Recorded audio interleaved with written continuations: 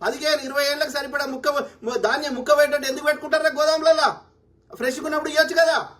ముక్కిపోయినాక పాలవసేడి ఎందుకు ఇస్తారా? అంటే సూత్రులు ముక్కిపోయిన బియ్యం తిని బతకాలి. లంచ కొడుకులారా, తినండి కళ్యాణి భార్గవి ముక్కిపోయిన బియ్యం తిని మీ మోడీ ఇచ్చేటి దొంగముండా. అరే బక్కా చేడు సార్, నువ్వు క్రిస్టియన్ అయి ఉంటే ఒక్క బీజేపీ పాలిత రాష్ట్రాల్లో ఏం చేస్తున్నారో అడుగురా. అని చేసే కాంగ్రెస్ ఇలా ఏమైనా దేశంలో కట్టిన ఏమైనా ప్రాజెక్ట్ ఉందంటే కాంగ్రెస్ అడే కట్టింది కదరా. బీజేపీ ఒక్క నీటిపారుదల ప్రాజెక్టు కట్టింది చెప్పురా. దొంగ లంచ కొడుకులు, మీ స్వార్థం కోసం వాడు ఇచ్చే 5 లక్షలు 10 లక్షలు కోటి 2 కోట్లు ఏం చేసుకుంటారు బే?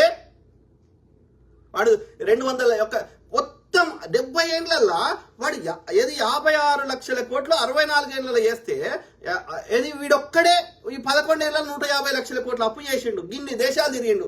ఒక్క దేశంతో ఒక డీల్ చేసుకొచ్చిండారా? వాడు అడుగుతాడా ఈ లంచ కొడుకులు?